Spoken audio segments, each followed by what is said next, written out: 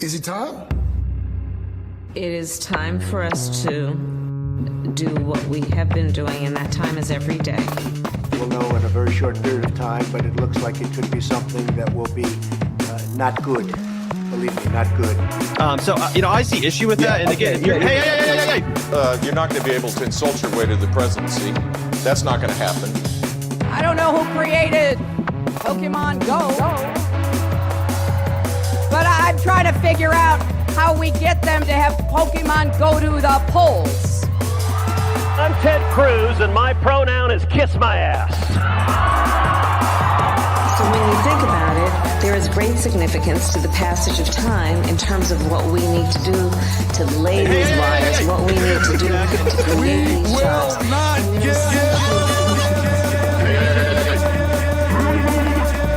America is a nation that can be defined in a single word. I was going to put him Not good. Believe me, not good.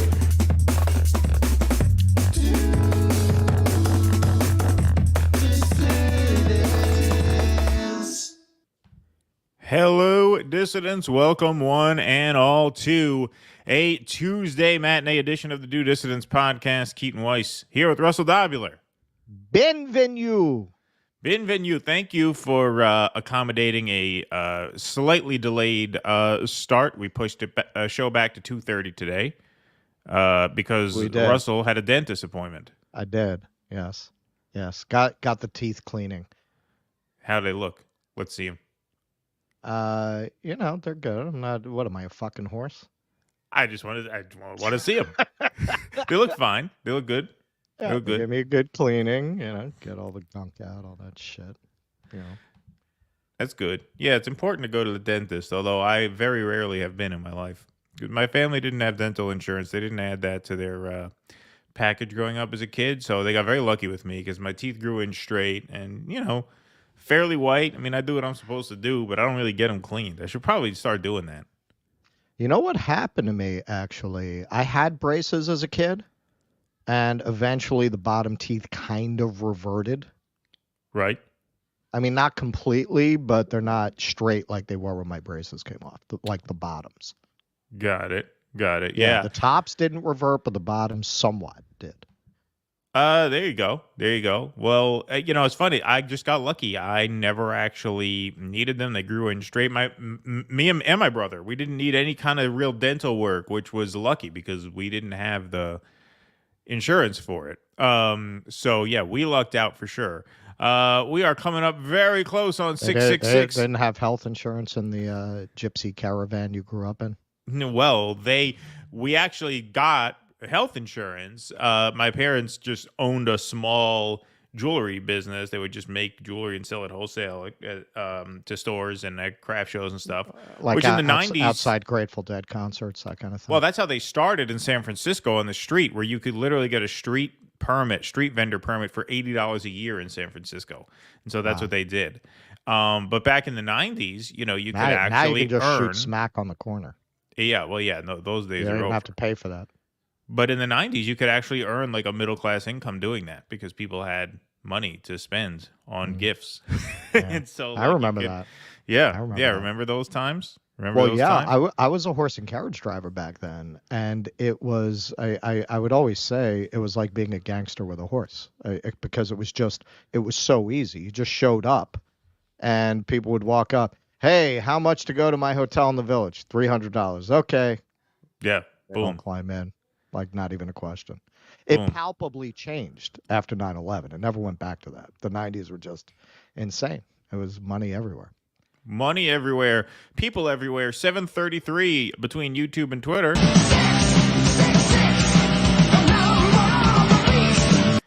And a very impressive 718 over on Rumble to start us off today.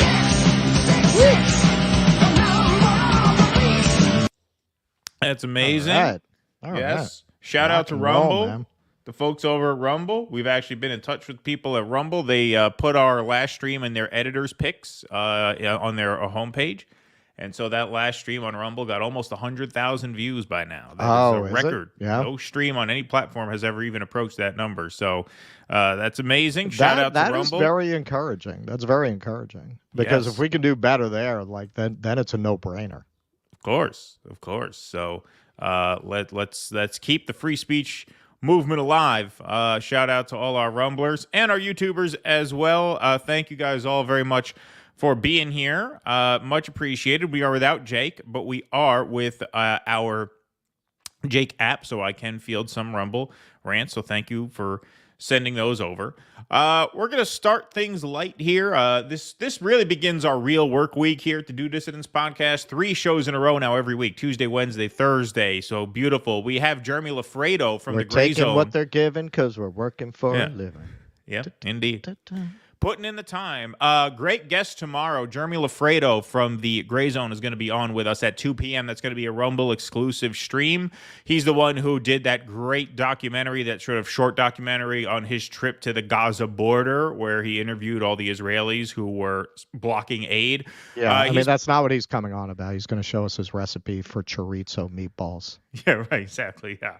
But he's actually done quite a few videos since then, so we're going to play some of his other stuff and talk about that as well. So that's going to be really a great time. That's tomorrow at 2 p.m. That's a Rumble exclusive, so make sure you're following us over on Rumble if you're not already. But lots to talk about over the course of today, tomorrow, and the next day. And so we're going to start out really light. We're just going to ease into things here. We're going to do a little bit of discussion about Cornel West's vice presidential pick. And I figure that's a great place to start because I think we should start with the least consequential issues and move into the more consequential issues as the shows progress. There's nothing less consequential than Cornel West vice presidential pick, and so that's where we're going to start things off today. It is really shaping up to be the springtime for Hitler of presidential campaigns. Yeah. He is bending over so far backwards to make sure nobody wants to support him or vote for him. Yes. And now, look, we weren't really going to cover this because we figured why. But I did see a Breaking Points video that made me decide to cover it from this angle because Cornel West's vice presidential pick is a Black Lives Matter activist named Melina Abdullah, who, comes out of, an academic setting just like he does. I mean, talk about someone who just doesn't add anything to the ticket, doesn't broaden your appeal at all. Just the same social justice, racial studies professor. Much worse. If anything. Yes. Like she's really coming out of the Ibram X. Kendi school, which as far as he's fallen, I would not define Cornel West that way in general. Right. Yes, indeed. No, she is a real sort of postmodernist, as we would say. And so Breaking Points did a segment where one Ryan Grimm, oddly enough, came to the same conclusion that friend of the show, Jimmy Dore, came to before anyone else back in August and September when he interviewed Cornel West. So we're just going to take a little sampling here. Yes, I did lift this from the video, and I gave them the appropriate credit for it because they found the tweets. Good on their research team for digging these up. These are some tweets from Cornel West's vice presidential pick. No one white should ever refer to the nation of Niger, period. Interesting. Okay. Okay, all right. Ooh. That is really like a Babylon Bee satire of a crazy academic. Like, you just can't believe someone was dumb enough to say that. Well, oddly enough, that's actually the least ridiculous of these four, I think. I think that's that's getting into like Steve Martin's make one crazy demand when you take hostages. I want the letter M stricken from the English language. It's just like it's at that level of batshit insane.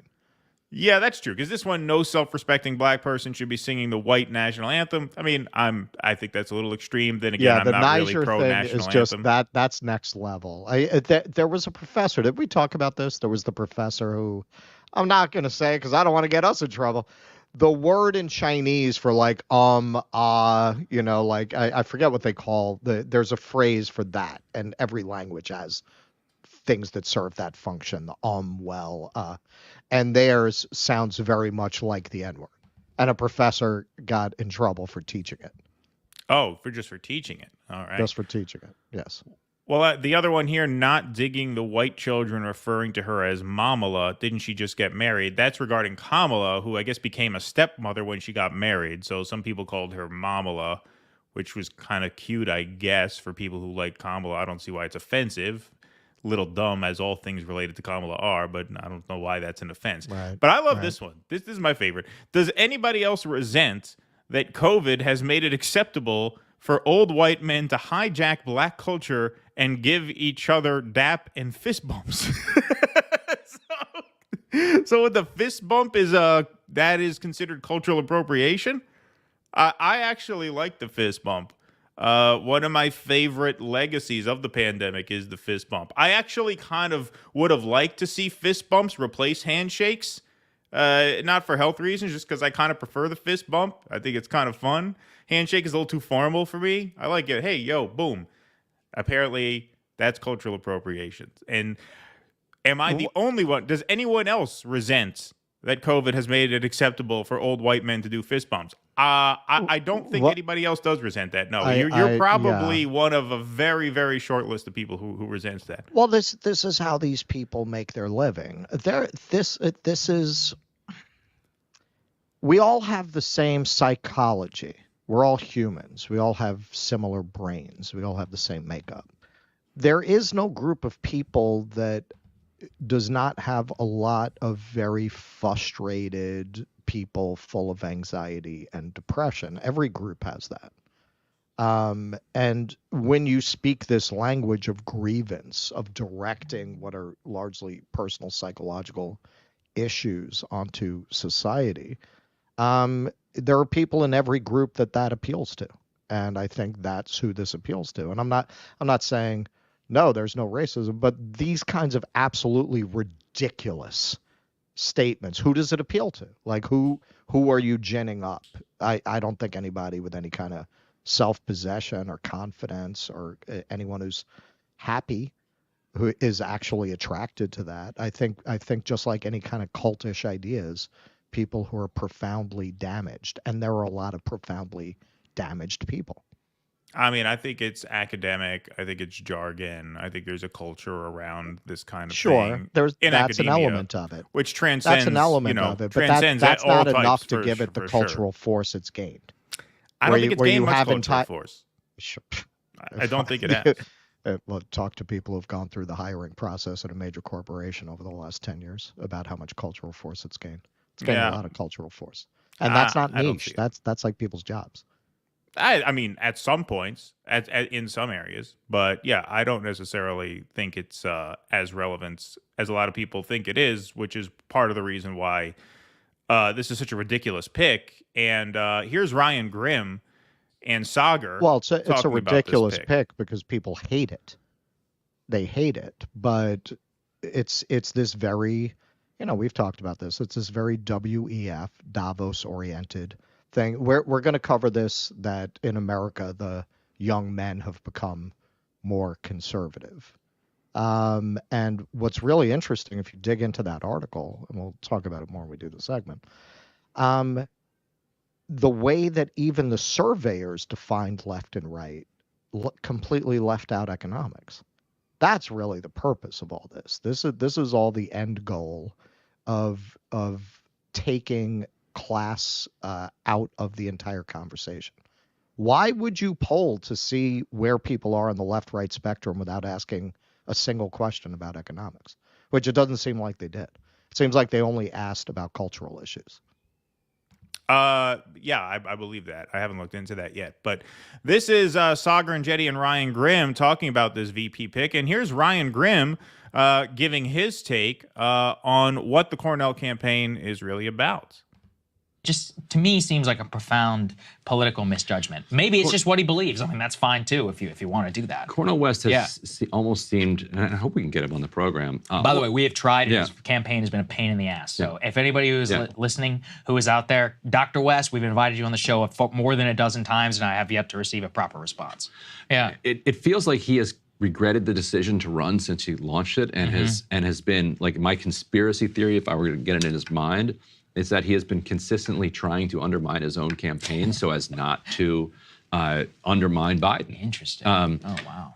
First, he launched with the People's Party, clearly without doing any research. Abandoned that immediately. As soon as he realized what he'd gotten into, he's like, whoa, what is this mess? Then he goes over to the Green Party. Apparently, he hadn't done much work with the Green Party either, because I could have told you that thing is a complete and total mess. And so he was like, whoa, the Green Party is extremely difficult to deal with. They're not going to just coordinate me. He didn't want to fight for the nomination. Why should they coordinate him? They shouldn't coordinate anybody. Sure, because they're a self-respecting party. Yes, they're actually, by the way, on the ballot. But then I think he started to worry. Oh wait, now I might be. If I win this, I will be on ballots, and then I might throw the election to Trump. So then he's like, I'm going to run as an independent. And running as an independent, I think he's only on like 3 ballots at this point. Running as an independent, it's very difficult to get on the ballot. He's raised less than $1 million, and he doesn't seem to have the energy to kind of get on the ballot in 50 states. And is that deliberate? Like, is that an expression of his? Oh, wait a minute, because he is very clear that he believes that Trump is a more dangerous form of fascism than Biden's form of fascism. Like that is, and he has ticked off an enormous number of people on the left, with that position. But that is his position. And if that is your position, then what's your raison d'etre? What are we doing here? And I think what he's doing here is not running. Well, I like this. Wow. I mean, maybe that's why I won't come almost word for word lifted from the Jimmy interview and the post Jimmy interview wrap up there. I mean, that is just a list of points that were made 7 months ago. And 7 months later, obviously, Cornel West, yes, on 3 state ballots. I can't even remember which ones. I know Oregon and Alaska are 2, and then there's one other one. I forget.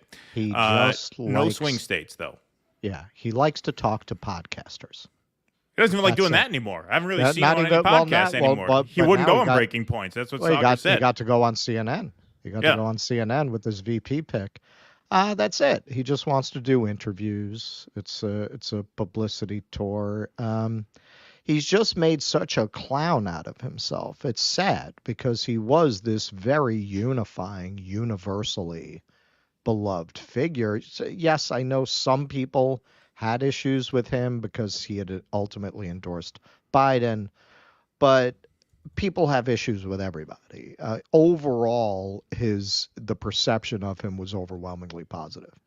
And even people who would not agree with him about endorsing Biden generally would give him a pass because it's Cornel West. Right? It's Cornel West. He was there with us on the Bernie thing, and there was a lot of leftover goodwill, and he has just torched all of that.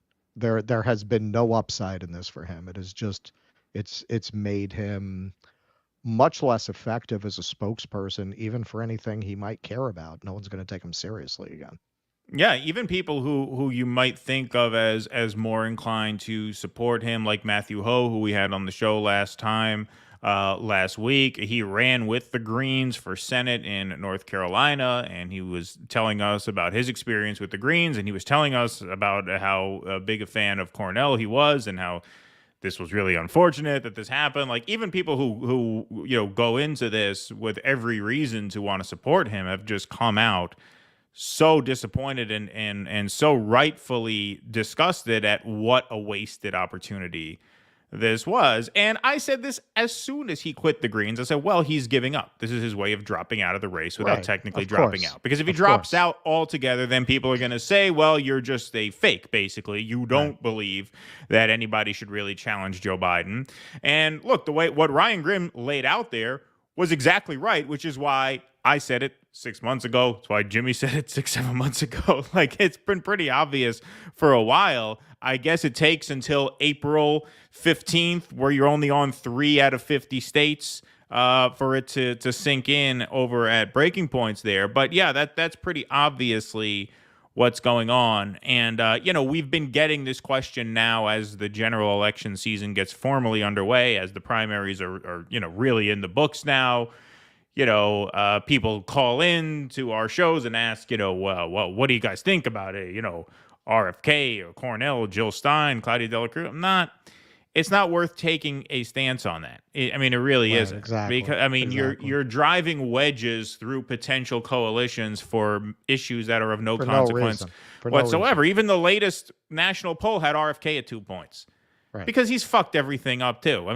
He's fucked everything up in his own way too, with being the worst of all the candidates on the main issue of the day, plus picking this rich woman from Google to run. And not that we don't like Google, we love Google. Google's fantastic. We love you, Google. Thank you for hosting us.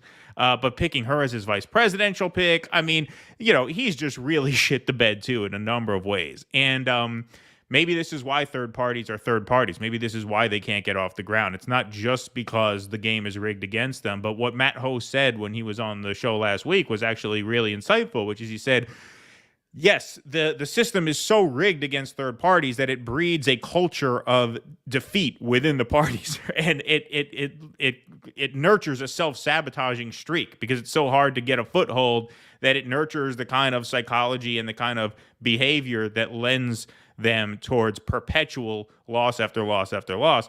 And that's what we're seeing, not just in the Cornel campaign. That was especially worth talking about given this segment, but with all these third-party campaigns, that's what we're seeing. Some people say that it's intentional, that the only people who are allowed to function within our system are incompetent losers. Like, the only people allowed to establish a third party or run for third party are people who are absolutely ridiculous. And if they show any signs of not being ridiculous, they send in agent provocateurs and people just to sabotage that party. And I think there might be some truth to that because The only other alternative that I can see to that theory is that people who don't want to work within the establishment completely lack people with talent, vision, and administrative skill. And I don't believe that. Like, really, across the entire political spectrum, the only people with skill join the establishment? I don't believe that. So why do you wind up with such a bunch of fucking clowns whenever there's a contrarian political movement? Yeah, I think there's a hidden hand of the intelligence services in that. Could be. It could be. I mean, Shama is great. Shama is an example of a third-party organizer who is none of those things. She is precise. She has great operational teams. They're amazing. But she's on a small scale. She's on a small scale. Seattle City Council. That's a gnat. Right. That's a gnat. A Green Party, you could definitely make the argument that having a Green Party that is that absolutely deeply unserious is very good for the establishment, because all the radical energy can go there, right? And it's not a threat in the end. Yeah, and I mean, this says something about that. It really does, because look, whether it is top-down sabotage or what, but it says something that in a year where you have two very unpopular presidents in a rematch, that third parties are this all over the place and this disorganized and this incompetent. Like if there were ever a cycle that was a golden opportunity for third parties to make inroads, it's this one. You're dealing with two very unpopular men who have both done the job poorly. So if this is not the opportunity for a third party to come in and be like, are you serious? Your choices are between two failed presidents. That's the easiest argument to make, and they can't make it to the point where they're polling above 2 points. The last national poll had RFK at 2, Cornel and Jill Stein at 1 point apiece. That's just pathetic. Well, and yeah, when you look what happens to anybody who gets sent inside the system, how quickly they get co-opted. And if you combine that with the fact that we know that the intelligence services are always sending spies into even anti-war movements, right? Even the anti-Iraq war movement, they were sending spies in. That was one of the things featured, I think, in Fahrenheit 9/11. They got into that, how like they were sending people to keep an eye on these, small community, like 20 people kind of things. So you think they don't send people into the Green Party? You think they don't send people into the Libertarian Party? So unless you're a fucking clown who's going to fuck it up on your own like RFK, they probably make sure to either co-opt you before it gets to that point, or you're not around for very long. Pat Donahue, thanks for the €10. Bill Maher is the type of a-hole you think you can take any more of him, but you keep coming back for more to see what bull he's saying now. Yes, we'll get to that. Thank you, Pat Donahue, for those €10. Putz the Mouse. Remember, Putz the Mouse loves you guys. Love you, Putz the Mouse. It's a good picture of you. I'm assuming that's you, Putz the Mouse. Hadn't seen that in your previous avatar, I don't think. Abiding, thanks for the 99 cents. He's trying to get his neighbor swatted. Yeah. Nighthawk Viper, UFOs are ionocraft drones. YouTube search ionocraft. Yeah, I haven't heard of that before. But thank you for that. Hillary's Pokemon Go to the Polls was a real fucking banger. Yeah, that was a great one. Brought down the house. That Pokemon Go to the Polls. Hobbs45, thanks for the $11 over on Rumble. Russell was right about the copyrights on Hee Haw. I didn't think these Alabama yokels would be so litigious. Oh well, at least I'll have my day in court, even if it is while sitting on a hay bale. There you go. I mean, I assumed you were kidding that you were going to use Hee Haw episodes. Of course those are copyrighted. No, I think he's kidding about this. Are you kidding? Yeah, Hobbs always kids. I'm sure that was a joke too. But thank you, Hobbs. That was good. I like Hobbs. I mean, technically, if Hobbs does that and adds commentary, it should get around the copyright. Like if you want to show an old movie that's copyrighted, technically you can if you're doing commentary on the movie. Yeah, but they are going to make you go to court over it. So it's a question of whether you want to do that. Nocturnal Human, I'm in Iowa with a tornado watch, also waiting for possible nuclear World War III, watching Due Dissidents on possibly my last day. Don't say that, Nocturnal Human. I can honestly say I'm not bothered at all. What are you going to do? LOL. Stay safe. Yeah, those tornado watches have been issued for the Midwest. We actually were on, here in upstate New York, the outer perimeter of the severe weather warnings. We didn't really get any, but it's a pretty wide, it's not a circle, it's more like an elliptical shape. But yeah, there's severe weather all from the Midwest through the Northeast. So I feel be like safe. in this At least country, your internet's still good. Your internet's still good.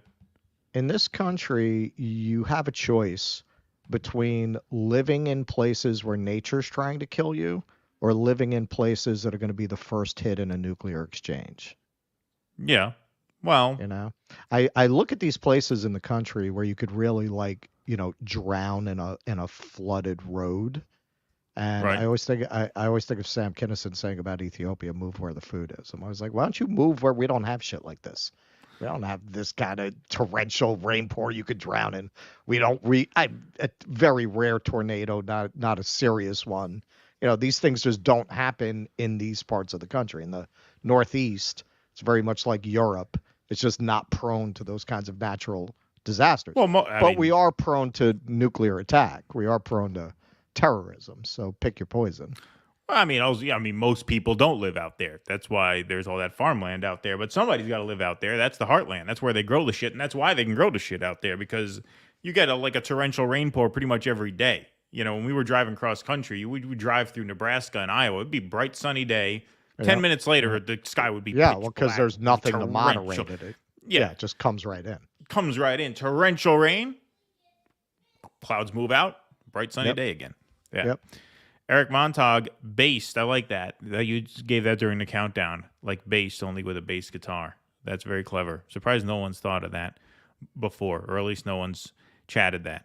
Roy the Goy. Oh, yes. Thank you, Roy the Goy. I appreciate that. I am now a paid member of Locals DD. I saw that, Thank Roy you. the Goy. I have embedded myself with the Due Dissidents community like a voracious tapeworm bored into the epithelium of your small intestine, Roy. Well, now you get to call in every week, Roy the Goy.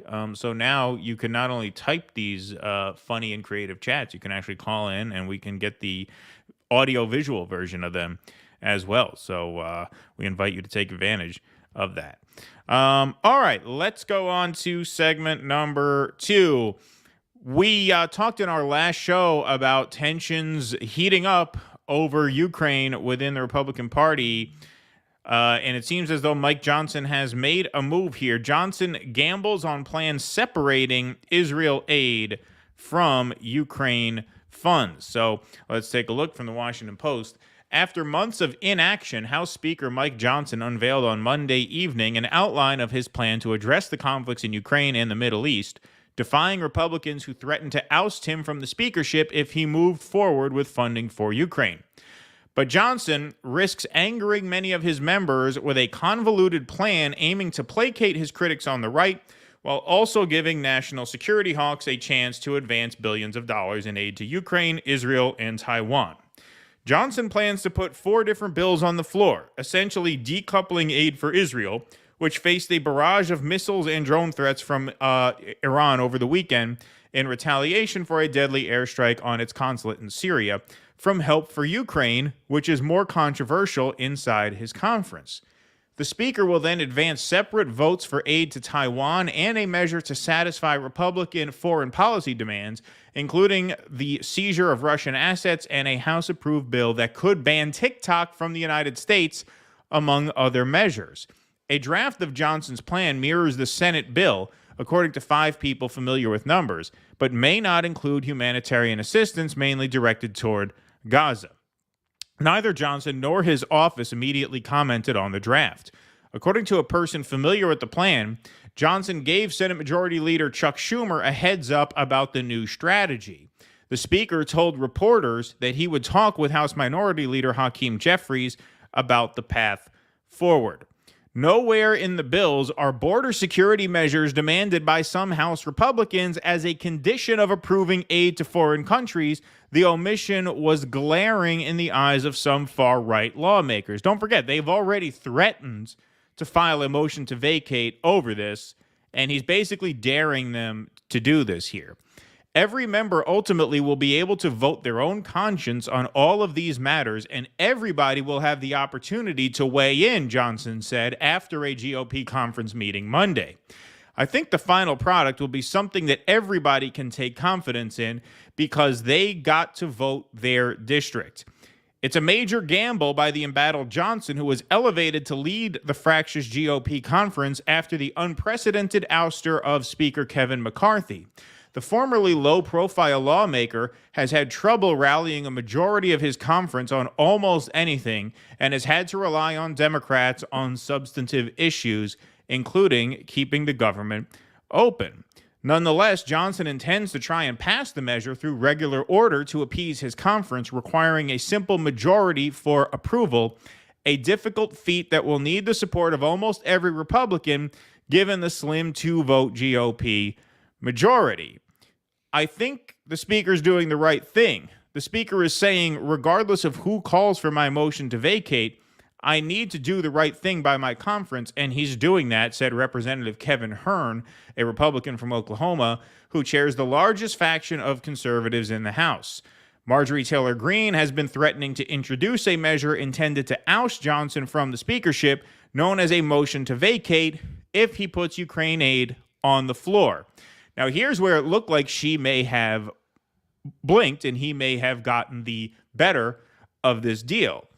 Greene labeled Johnson's plan a scam and said she is firmly against it, but hasn't said yet whether she will move to try to depose him. So this article was from yesterday. Quote, I support the majority and I want it next time, so I'm being careful, she said. He's definitely not going to be speaker next Congress if we're lucky enough to have the majority. So that sounds like a bit of a cop-out. Sounds like she's saying, yeah, I don't like this. I'm not going to vote for this, but we're not going to try to bounce him in the middle of an election year. Right. We'll just get rid of him next time when the vote comes around in the next session. In response, Johnson said, I don't spend my time worrying about motions to vacate. We're having to govern here, and we're going to do our job. I don't know how that shakes out. So it sounded at the time that this came out that Marjorie Taylor Greene was unhappy, but that she was going to give him the proverbial pass. That, however, did not last long. More on that in a second. At Monday's meeting, talk turned to border security. Representative Matt Gaetz suggested passing a rule to instruct the Senate to take up a partisan measure that House Republicans approved last year, known as H.R. 2, that severely restricted migrant entry into the United States before bringing up any House-passed national security package, according to two lawmakers in the room. Representative Ralph Norman said Johnson was in listening mode and said nothing to those suggestions. I hate this, that Johnson's saying it and not following through with it, that the hill to die on was the border and he would not put Ukraine up without the border. Looks like that's going down the tube. So in other words, they have a measure that they were going to put in place saying you cannot pass any foreign aid until you adopt these border measures. But that doesn't seem to be on the table. So in response, Marjorie Taylor Greene had a bit of a rough day today. So these tweets are from early this morning, one very early this morning, one later on. No, I am not voting for the rule on Johnson's bundle of funding for billions more to Ukraine and other foreign wars. When Joe Biden signs H.R. 2 into law and Schumer holds the Mayorkas impeachment trial in the Senate, I will agree to vote for the rule only. The United States Congress swore an oath to America and Americans, and our country is under a daily deadly invasion, and the cartels are at war against our country. The Biden admin is giving aid and comfort to them. Speaker Johnson is not holding Democrats accountable nor leading our Republican majority. He's actually giving in to Democrats' every demand, and he's using dirty swamp tactics to push through America Last agenda. It's time to stand for America. Still at that point, consistent with the Washington Post report, objections to what's going on, but not saying she's willing to file a motion to vacate. Well, just 3 hours later, here's Marjorie Taylor Greene again. Speaker Mike Johnson had thrown our GOP conference into chaos by serving the Democrats and passing Biden's agenda. Last week, Speaker Johnson shoved warrantless spying on Americans down our throats with FISA. Now Speaker Johnson is going to fund foreign wars while refusing to force Schumer to hold the trial to impeach Mayorkas and demanding Joe Biden sign H.R. 2 into law. Speaker Johnson must announce a resignation date and allow Republicans to elect a new speaker to put America first and pass a Republican agenda. Thank you to Representative Thomas Massie for co-sponsoring my motion to vacate. It's time for a new speaker. So, her leash was pretty short. Didn't last really 24 hours between the Washington Post saying, yeah, she's upset, but she'll take the L until January, basically, of next year. And like I said, less than a full 24 hours later, she is filing a motion to vacate. So he dared them to come for him by doing this, and it looks like they are coming for him. So that's where it stands now. So risky, if you want to call it risky, but he basically fell on his sword here, it looks like, as now smart money is that there's going to be a motion to vacate. Okay, he is, politically speaking, I'm not talking about what policies I want to see enacted, just in terms of the mahjong game that is politics, there's no winning play here. I don't even know why anybody would want this job. No. Okay, so on the one hand, you want to prove that Republicans can govern. And on the other hand, you do have this Freedom Caucus that, unless you do what they want, is going to make it impossible for you to pass any legislation. And aside from that, even if you give in to their demands, you're going to lose all the normies. So how do you even do this job? How can he possibly pass anything? Now, his only move I here, think his gambit was not a bad one from that perspective. Like, hey, so now you give the Freedom Caucus the opportunity to make their statement on every part of this bill, but they're not going for it, man. They're not going for it. If only we had a Marjorie Taylor Greene on the left, what we could accomplish. Well, because they know that there are enough Democrats to pass these things. And that's why the Freedom Caucus's take this whole time is that he's selling out the Republican base to the Democratic Party, because the Uniparty and the bipartisan War Machine Party is going to sign off on each, and you know, they're just going to sign off one after the next, and there's nothing that this insurgent group can really do at the end of the day when the Uniparty teams up, which is why, like, yes, obviously, the right move during Force the Vote was to do it and sow this kind of chaos within the Democratic Party that we're now seeing sown within the GOP. That's obviously the right thing to do from that standpoint at that moment.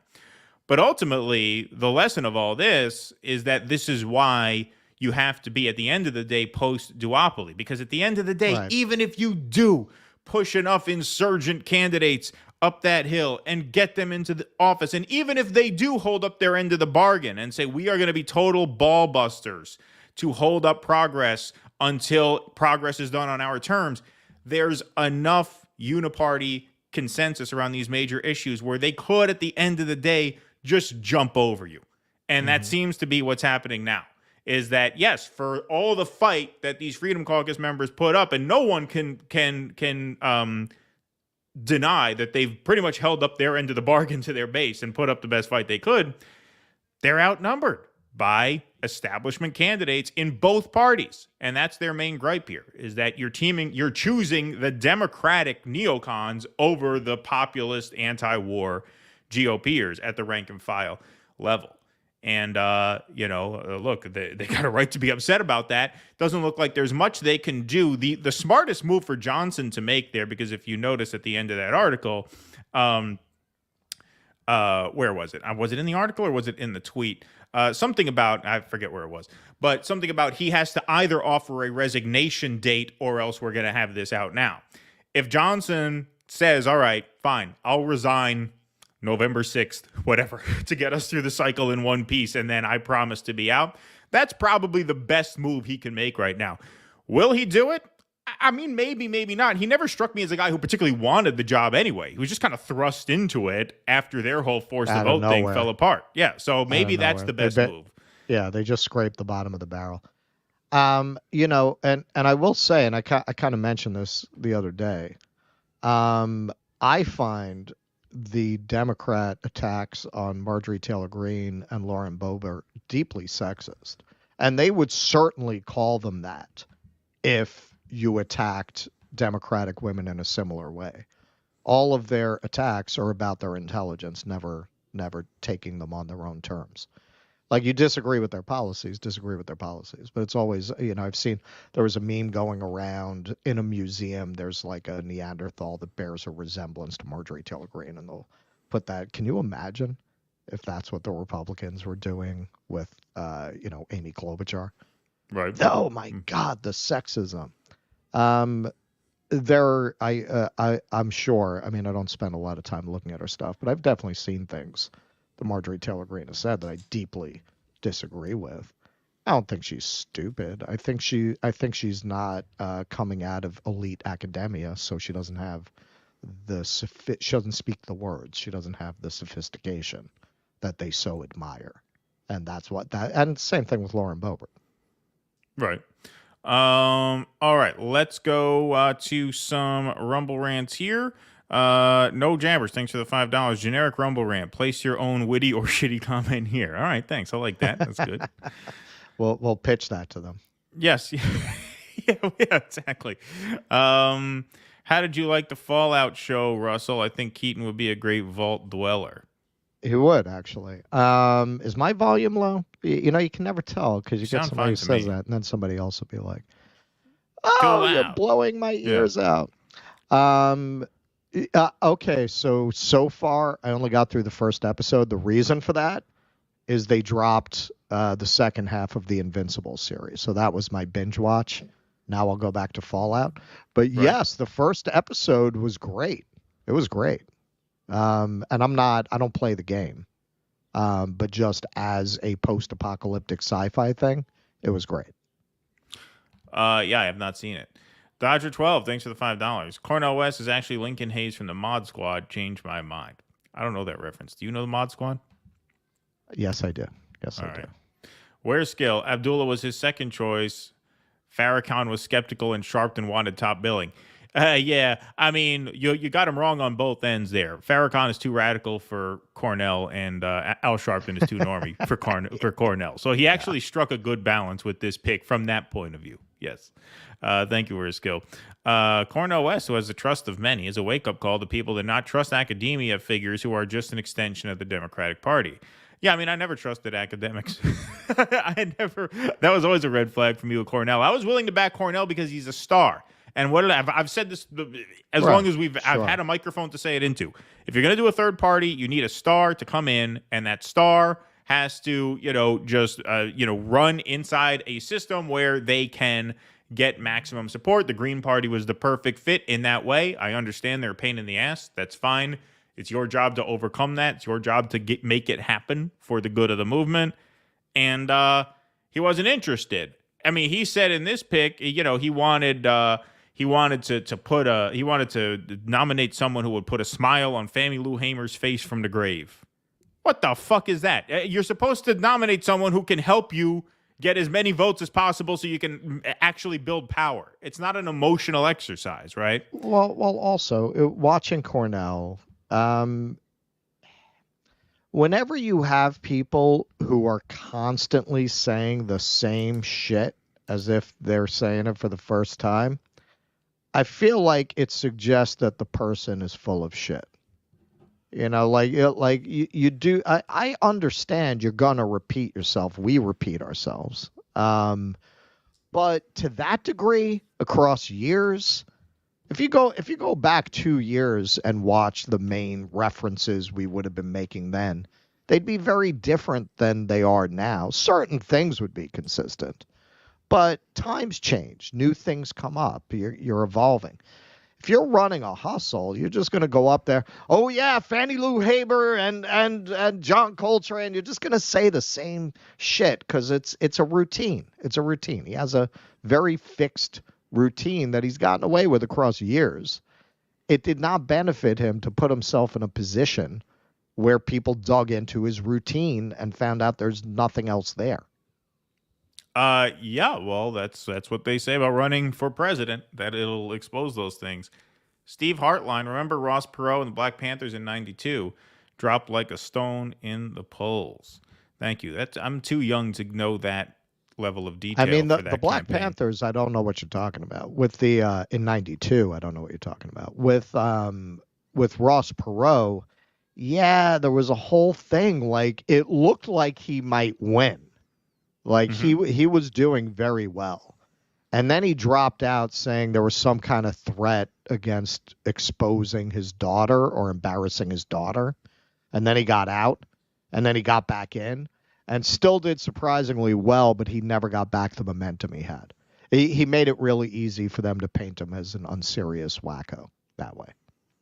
I used to want to be blessed like Cornel West. Now I'm such a mess. He used to say it best, elegant and intelligent, then struggles to pay the rent. Now I only vent. Carrie Scott, beat poet of the group. Laying down some mad rhymes. Where are you from, Carrie Scott? Maybe you should be a musical opener to one of our live shows if we're in your neck of the woods. That's not a bad idea. CIA took Mike Johnson into the SCIF, and as an example to show him their capabilities, they pulled up Johnson's internet search history and pretended not to notice his most search terms, testicle porn. Thanks, Sparky. Interesting theory. That conspiracy show I recommended, the Octopus Murders, it's not the only place I've heard this. It is rumored that, you know, when they really want to scare you, they show you the real JFK film, and it's one that the public's never seen. But that's what Trump alluded to on the not on the show, but Napolitano said he alluded to that. Peter Mormon was nice to meet you. I remember this dude. Yeah, I met him in a coffee shop. I mentioned him to you. Oh, okay. I think I might have talked. Yeah, I remember it, like the nice kid. Yeah, you meant. Oh, okay. Yeah. Oh, so that's him in the yeah, that's him. Picture. That's him. Yeah, I remember him. Nice. Was nice to meet you in London, Russell. Been quite busy lately, but it's nice to watch live when I have a chance. Keep it up, guys. Beautiful. Thank you. Thank you, Peter. Thank you. This is prime time for you over there, right? What is it, 9:30 in London or 8:30? Because I think we're on daylight savings. I think you guys are 5 ahead now. Let's see here. CIA then gave Johnson a rationale to allow continued warrantless surveillance of Americans by showing him surveillance of bogus Fed white supremacy group Patriot Front. Thank you, Sparky. Okay. Impeach Johnson, Jim Jordan for Speaker, out with Johnson. That's D.C. Thank you, D.C. Russell, when the GOP leadership, GOP war wing, yells border, border, border, and they fold every time, what else are they left to do but pull their support? Well, yeah, I mean, I think they are going to pull their support. I mean, that's what they're saying. I mean, that's what she's saying now, is that they're going to file a motion to vacate. It is very interesting when you see these things going on with the GOP, and for us who have been so frustrated banging our heads against the walls of power, it is this bizarro world version of our laments. Right. They sold us out again. The GOP leadership is don't they realize they're going to lose our support if they do this? It's like the same fucking conversation in another dimension. Yep, absolutely, 100%. And this is where it probably ends. It probably would have ended, I should say, if it were tried on our side. And I say our side loosely because we used to be insurgent Democrats. We are no longer. But it probably would have ended the same exact way.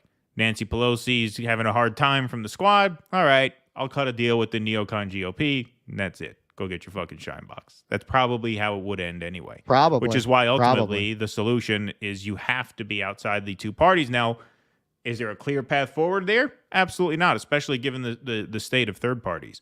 But then you have to look outside the system, right, for any sort of progress. Because there's no point in convincing yourself that you can do it in Washington if you can't do it in Washington. Like that, there's no point in doing that. There's no point in entertaining such a notion we're if it's not realistic, if it's not real. Yeah, class consciousness, labor, we've been knocked all the way back to pre-New Deal, really. Like you've got to completely rebuild class consciousness. You got to completely rebuild counterculture. It's all gone. It's all gone. Like we're starting from the bottom at this point. You know, as again that poll, the fact that you would poll to see where people's left-right orientation is without asking them a single economic question. That's how far this has gone. Who would have even thought to do that 20 years ago, even. Right. To try to establish left-right spectrum purely on culture, only culture. Yeah. That's something. All right, folks. This was a piece of video that we meant to play last time, but we were running a little low on time. Obviously, the issue of abortion and abortion rights is shaping up to be a big one this year as the first presidential election post Roe v. Wade gets underway in the general election season. So here is Bill Maher not being helpful at all to the pro-choice movement. He's trying his best, but as we will see here, Bill Maher coming off, as usual, like this fucking scumbag douchebag. There you go. That's the debut sound drop. This fucking scumbag douchebag. That's a good one. We're gonna get a lot of use out of that. I didn't know you put that in. Well, it was a surprise. I wanted to surprise you with that one for this segment. But here he is, scumbag douchebag. In fact, that should be Bill Maher's we really should take an old Foghorn Leghorn cartoon and overdub it. Yeah. Scumbag douchebag. I resemble that remark. A scumbag douchebag here. Yeah. That should be Bill Maher's permanent sound this drop fucking for him. Scumbag douchebag. Yeah. Here's Bill Maher on abortion. Wow, what a take this was. This stunned the room silent. His fans stunned silent by this take. Not if you believe it's murder. You know, that's why I don't understand the 15-week thing. Or the Trump's plan is, let's leave it to the states. You mean, so killing babies is okay in some states? Like, I can respect the absolutist position. I really can. I scold the left on when they say, oh, you know what? They just hate women. People who aren't pro-life, pro-choice. They don't hate women. They just made that up. They think it's murder. And it kind of is. I'm just okay with that. I am. I mean, there's 8 billion people in the world. I'm sorry, we won't miss you. I'm sorry, we won't miss you. I would love to see the reverse shot of the audience right Yeah, I would now. love to see the audience like cam he for that. said it, and they went like this. They went. Yeah. What? That's so good. They were all getting ready to do the affirmative clap. Yeah.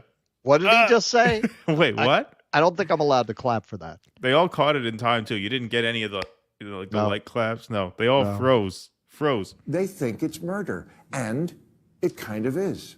I'm just okay with that. I mean, if I had been in the audience just to be a dick, I would have felt the need to be like, "What?" Yeah, right. Yeah, exactly. Yeah. Yeah. Yeah, exactly. Yeah, just be very obnoxious in the affirmative. But I love how he follows it up. It's murder, and it kind of is. I'm just okay with that. I am. I mean, there's 8 billion people in the world. I'm sorry, we won't miss you. That's my position on it. What? It's quite harsh. Yeah, exactly. I'm not sure. There's 8 billion people in the world. We won't miss you.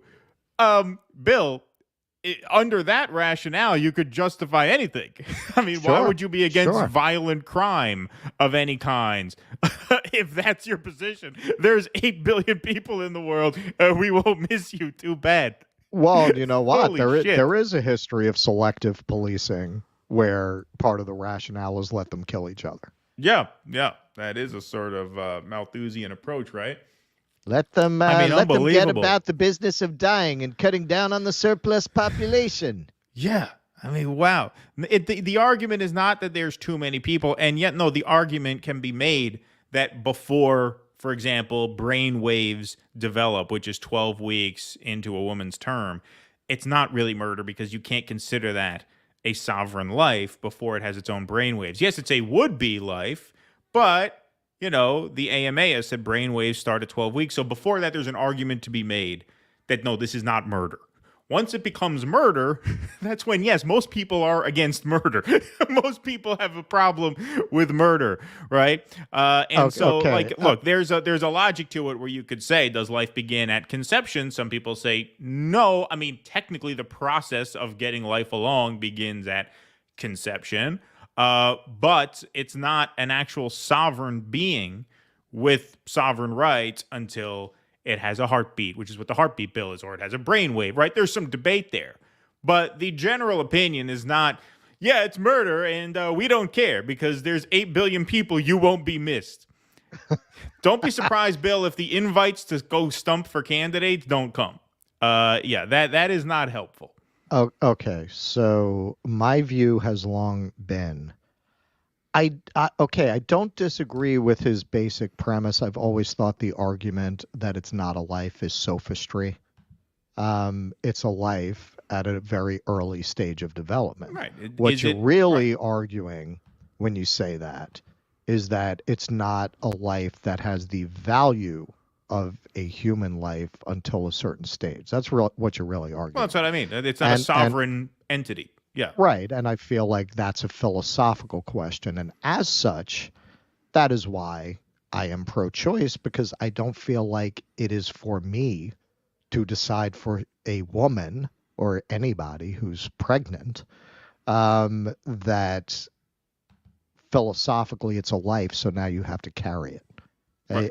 I don't feel like it's for the state to weigh in on what is clearly a philosophical matter. I've always felt the argument that it's not murder is philosophically weak. But where me and not Bill murder, Maher, or that the being is not a life. I don't that think it's the being murder is not unless a life. you are That committing a murder not, is well, defined as a murder, crime against the sovereign life. Right. Right. Well, I feel like, once you get to that, you're making decisions that are really philosophical, and you're enforcing your philosophical take as law. Right. I feel like the argument that you are not taking a life is very weakly reasoned. I've never bought that. But murder is specifically a crime, right? I mean, murder is the malicious taking of a life, of a being with rights, of whose life is recognized. You are taking a life. I mean, whether you want to define it by the legal term murder is a semantic question. But are you taking a life? In my opinion, you are. You are taking a life. You are taking a life at a very early stage of development. There are things that an infant does not have that an adult has. So is it not a life? Now, I understand people will say, well, but we're drawing the line at the brain and the heartbeat. Okay. It's a philosophical argument. In the end, it's a philosophical argument.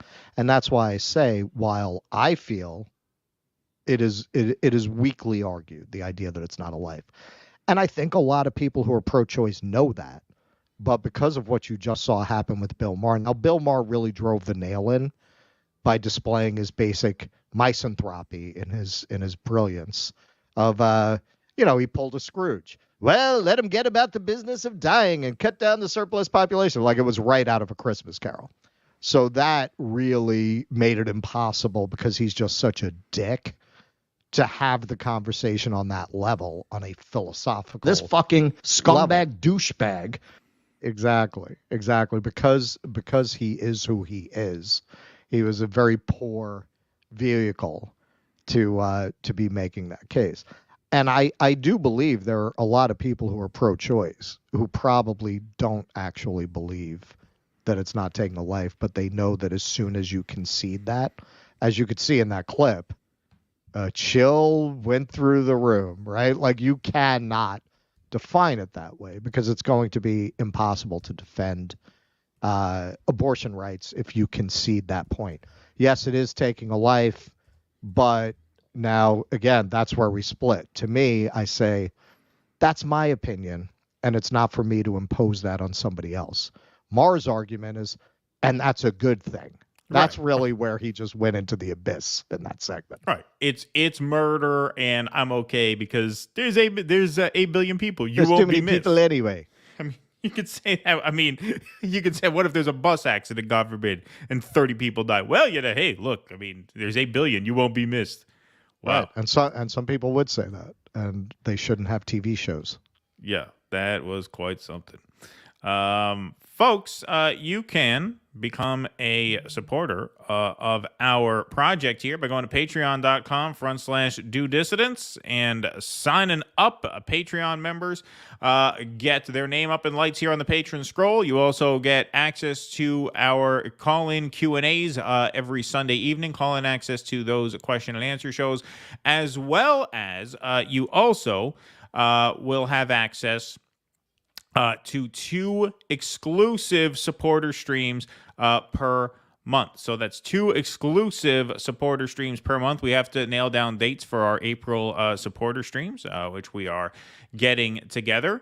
These streams are updated weekly, by the way, folks. So we did have some people sign up, but people come and go from these scrolls as they sign up, and as if their membership if you choose to cancel or you take yourself off or whatever, these are updated every week. So we did have some new member signups this week. We appreciate that. But if you are not on the scroll yet, please bear with us. Jake will have you updated on Sunday. So you can go to patreon.com/DoDissidents, DoDissidents.substack.com. You can also join our locals, DoDissidents.locals.com. Members get the perks I just mentioned, plus you get live stream access to our live shows in New York City, which are coming up on June 9th. So if you want tickets to those, tickets are going very fast at this point. DoDissidents.com/day show for the day show, /night show for the night show. We have, last I checked, 10 seats left for the night show. The night show is almost entirely sold out. Just 10 seats left. It's almost gone. Going fast. And not too many more for the day show either. I think we have 17 left for the day show. So we are combined 25 to 30 left in total.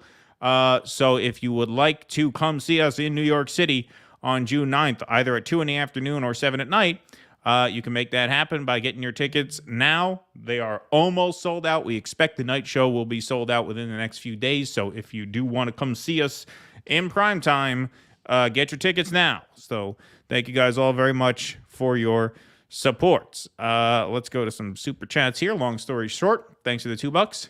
Did you guys see Dennis Kucinich on Tim Pool? No, I did not. Did not. I didn't even know he was on. Usually I'm up to date on these things, but no. Was he actually in the studio? I think he only does in-person interviews, right? I don't think Tim does remote stuff. Yeah, I don't think he does. I've never seen him do a remote interview. They pay. They fly you out there and they put you up. Nice. Loy Ruckman, love y'all. Love you, Loy. Thank you. Thank you. That avatar. That's cool. Keaton, area starfucker. What star are you talking about? What did I say? Did I name drop anybody on the show today? Guy doesn't even like to leave his house. Yeah. Yeah, exactly. Fucking. Friend of the show, Michael Rappaport, makes an appearance in episode 2 of Fallout. Oh, is that true? Does he? Wow. Does he he in get that killed? show? He got a gig. It is an emotional exercise for Cornel. His class already has power. It's a good point. Thank you, Back from the Road. That is a good point. Thank you, Giovanni Polidori, for the $4. Kuznetsky Bassane for the $4.99. Thank you. Dodger 12, no tadpoles, no frog legs. Thank you, Dodger 12. Appreciate that. What else we got over here? Russell, every time you mention your horse and carriage gig, I can't help but think of the Seinfeld episode where Kramer feeds a bucket of beans to a horse. Keep up the great work, guys. Okay, I will say one of the downsides of that job was after that episode aired. Do you know how every single night, like 5 times, you don't feed the horse beef farina, do you? Oh, yeah, my God. Get that if there's one thing working a job on the street shows you, it's how unoriginal most people are, because they say the same exact things as if they just are the first person who came up with that.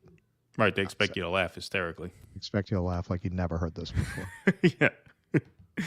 Doc Durkin, dental care is the other health care. Thank you. Bonzo Beans representing the dollar chatter community. Thanks, Bonzo Beans. Appreciate that. Tall Tale Teller, pardon me. The waiting room music was on point today. Yeah, it's one of my favorites. It's one of our older ones. Yeah, that middle track there. That's, what's the name of that band? King Canyon featuring Derek Trucks on the slide guitar, who's a great guitar player. So yeah, it's cool that is available in the YouTube royalty-free library, because that's a seriously good track. Okay. We will do, let's do a couple more of these when we got them coming in. Ellen Jimerson. Hey, Ellen, I got your email. What's up, Ellen, I will get back to you as soon as I possibly can. But I did get it, so thank you. The Mod Squad was a hippie cop show, late 60s. Tagline, 1 white, 1 black, 1 blonde. Starring Clarence Williams III, Peggy Lipton, and It is very much a show of its time, where, like they were trying to do these shows that had a lot of social commentary and, You know, it was an early, you know, those 70s shows that tried to show racial diversity in a way that attacked social issues. That was the Mod Squad. Got it. I'm stunned Oscar Party didn't invite Bill Maher. Yeah. What were they Sparky. thinking? It's because the president of Planned Parenthood was there. That's right. Is Bill's thought on abortion to help justify genocide in Gaza? Well, yes, that would be a consistency. Certainly, Sparky. Okay. Here we go. All right. Let's go to segment number 4 on the day. All right, folks, this is an interesting free speech related segment. This didn't get as much news as it probably should have this week because it's not so much a Supreme Court decision as a Supreme Court non-decision. So this from SCOTUS blog. Court declines to intervene in lawsuit against Black Lives Matter organizers. So let's take a look at this. The Supreme Court on Monday declined to intervene in a lawsuit filed by a Louisiana police officer against the leader of the Black Lives Matter movement who organized a protest at which the police officer was seriously injured. The court's denial of review in McKesson v. Doe was part of a list of orders issued from the justices' private conference last week. The justices did not add any new cases to their docket for the 2024 to 2025 term. The court currently has only 2 cases slated for argument in the upcoming term, less than half of what they had granted at this time last year for the 2023-2024 term. I guess they're could have taken it easy this cycle, right? Yeah, we'll kick back. What do we need to hear all these cases for? So it's not like we're the highest court in the land. What are we breaking our ass? Do you actually expect there to be a civilization left to hear these rulings? Fuck it. Plus, these are lifetime appointments. What are you going to do? Fuck it, dude. Let's go bowling, right? Go ahead. Fire me, asshole. Yeah, fire me. What are you going to do? At issue in McKesson was whether DeRay McKesson can be held responsible for the officer's injuries when he did not directly harm the officer himself, but instead organized the demonstration, and the officer said knew or should have known that violence would result. The case is one with which the justices were already familiar. In 2019, the U.S. Court of Appeals for the Fifth Circuit allowed the officer's lawsuit to go forward. McKesson then appealed to the Supreme Court, where he argued that the lawsuit against him was barred by the First Amendment and the Supreme Court's 1982 decision in NAACP versus Claiborne Hardware Company, which limited the NAACP's liability for a nonviolent protest that it organized. In November 2020, the court sent the case back to the Fifth Circuit with instructions to seek guidance from the Louisiana Supreme Court on whether the state law would in fact allow McKesson to be held liable. After the Louisiana Supreme Court issued an opinion indicating that, under the facts alleged by the officer, a protest leader could be sued for negligence, a divided Fifth Circuit issued a new opinion allowing the lawsuit to go forward.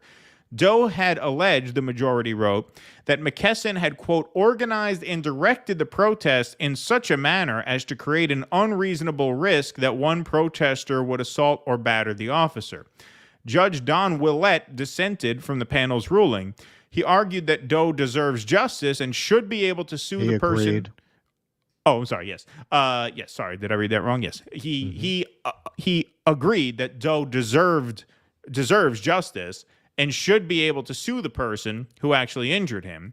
But he rejected the idea that Doe can sue McKesson, arguing that the theory on which the majority relied was foreclosed squarely by the Constitution and Supreme Court precedent. McKesson returned to the Supreme Court last fall, asking the judges to weigh in, but after considering the case at 7 consecutive conferences, the justices denied review. Justice Sonia Sotomayor penned a statement regarding the court's decision to deny review. She noted that since the Court of Appeals issued its decision, the Supreme Court in Counterman v. Colorado, which is a separate case, made clear that the First Amendment bars the use of an objective standard like negligence for punishing speech, and it read Claiborne and other incitement cases as demanding a showing of intent. Because the Supreme Court may turn down cases for many reasons, Sotomayor stressed, the denial of review in McKesson's case, quote, expresses no review about the merits of his claim. Moreover, she added, the Court of Appeals should give full and fair consideration to arguments regarding Counterman's impact in any future proceedings in this case. So what she's saying is there's already precedent that says that you can't use an objective standard like negligence to penalize someone who, say, organizes a protest where, depending on the size of the protest especially, but really this is true of all protests, you have no idea or control over who the fuck is going to show up. Right. Or what they're going to do. Right. So she's saying there's already precedent, which is a nice opinion to write, but the downside is that for the time being at least, this law still stands on the books. So in Louisiana, you can still be sued into bankruptcy, basically, if you organize a protest and somebody shows up and does something insane, you can be liable for that. That seems like a really awful law to have on the books. And by not taking this case up, yeah, I mean, it's good that they cited that this, can't be sort of broadly argued. But it's been argued in Louisiana, and by not taking this case, they are remaining, that remains the law of the land for the time being. I do not in any way, given that this court has tended to be pretty good about these kinds of issues, I'm shocked they did not take this up. How do you not take this up? This is now the law in Louisiana, Texas, and I believe it's Mississippi. Yeah. Is the third state. Yeah. So now it's effectively illegal to organize protests in those states. It's effectively illegal. Who's going to risk that?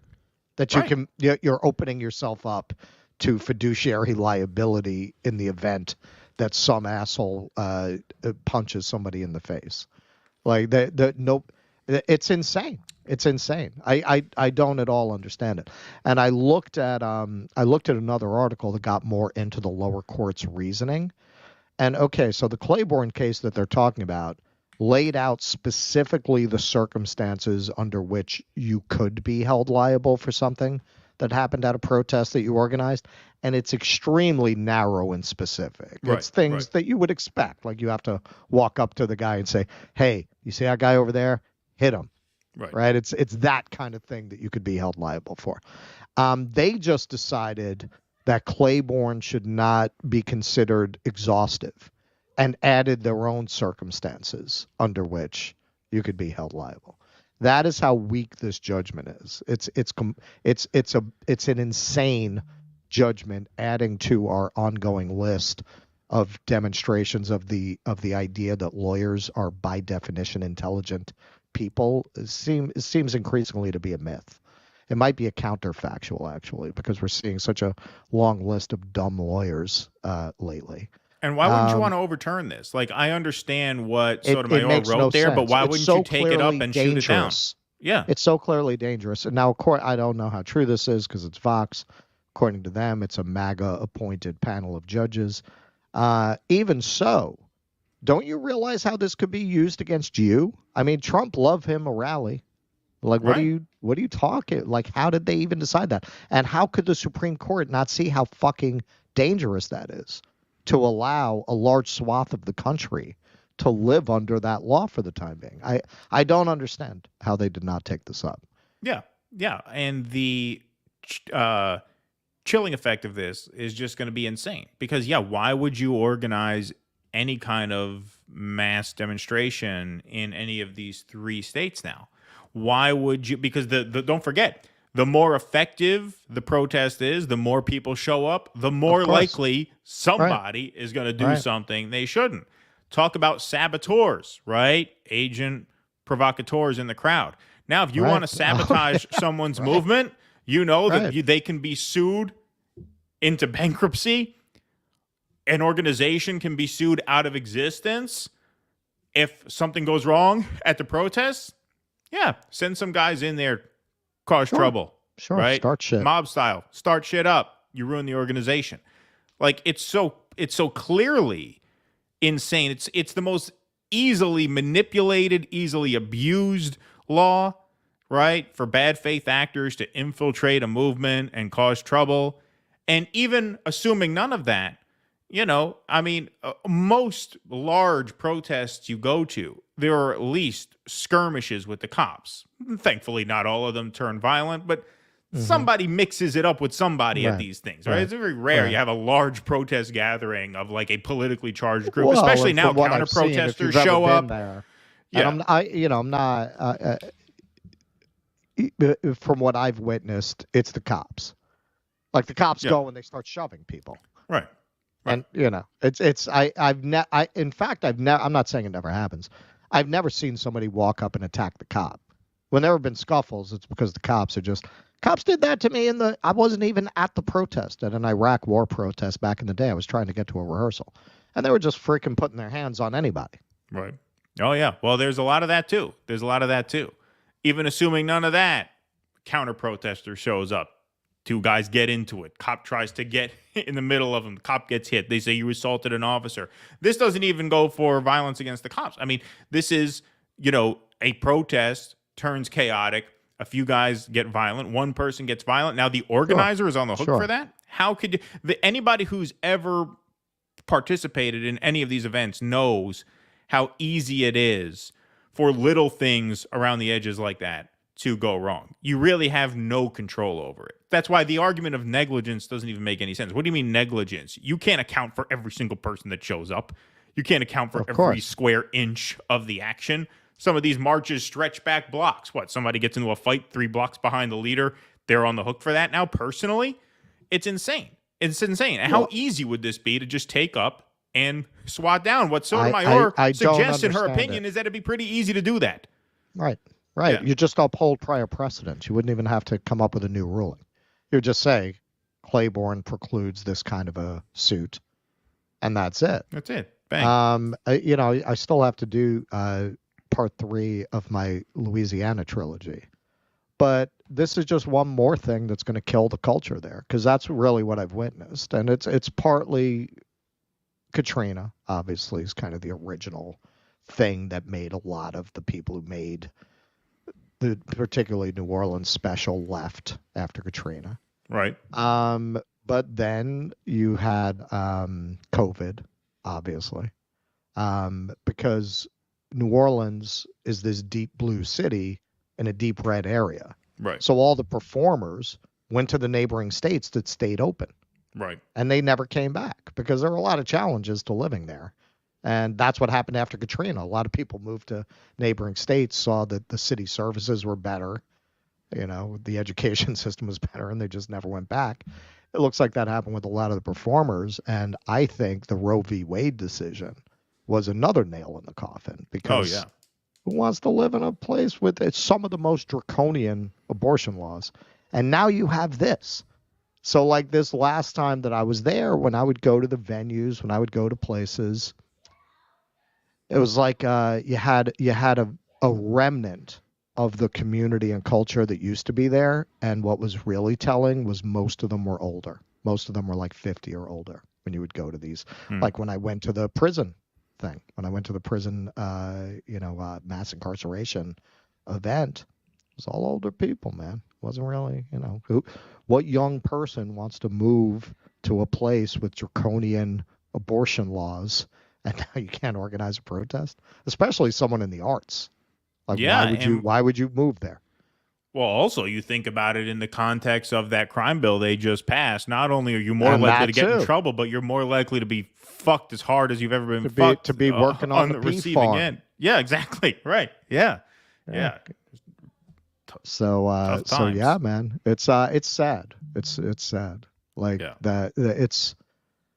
That was one of the most special places on earth. As anybody who was there before all this will tell you, it was just such an amazing place. And now all the real people left, and all you got now is like, oh yeah, come on into Marie Laveau's. I guarantee. Fucking guy is from Patterson. Right. Yeah. Theme park. It's basically a theme park, is what it sounds like. It's a bunch of bullshit. Yeah. It's just man, the real thing got killed, and this is just one more nail in the coffin. Yeah, indeed. DC is leaving a baby to its own devices. Murder. Well, I mean, this is the thing. I mean, you can depends how tough the baby is. Yeah, it depends on how tough the baby is. That's right. Slava Ukraine. Yeah. don't know how you got here, but or if that's a joke, but welcome. Thank you. 8 seats left for 7 o'clock. One of you guys took my advice and nabbed a pair. So 8 now, single-digit availability for the 7 o'clock live show, everybody, in New York City. So, like I said, we expect the 7 o'clock show to be sold out within the next couple of days, if not the next couple of hours. So thanks to all those who are booked for those shows. On the abortion subject, says Stoop Sign, there's prank websites online where women can buy fake sonograms and belly padding so they can lie and extort men, supposedly strictly for novelty purposes. Really? Interesting. I mean, that's a possible sideline for us. Yeah, there's a That's hustle. something we should put everything. that in the merch store. Yeah, right. Do dissidents baby bumps, decoy baby bumps. Yeah. I think the best argument for pro-choice would have to compare the decision to pulling a plug on a family member in a coma. I mean, that might be a little harsh too. I think it's, as Russ said, it's more of a philosophical question about the sovereignty of a life. Now, I understand where you're going with that, because when you talk about a family member in a coma at a certain point, and they get to set these terms in advance, that's what the DNRs are all about, and things like that. But at a certain point, they may feel that their sovereignty is gone too, and that's why they would forfeit that right. So I understand where you're going.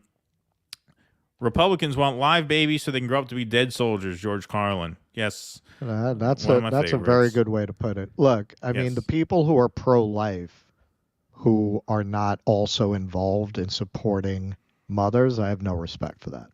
I feel like if you are going to argue the one, you need to do the other. You need to make it easier, because a lot of women do have an abortion for economic reasons. Yes. So take away that reason as much as you can.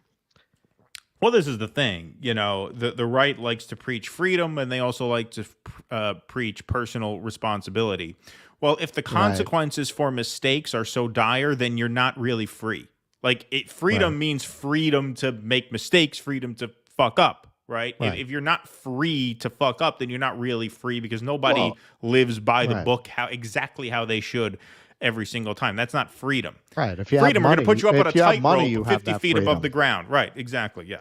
I always felt, as someone who was always driven and entrepreneurial, I always felt like I have to pay for my mistakes in a way that someone with a trust fund doesn't. You make a mistake, if you don't have that money behind you, you got to start all over again. You've rolled all the way right back down the hill, and you got to start all over. You got nothing. You got nothing to get started again. You got to do it all over again from scratch.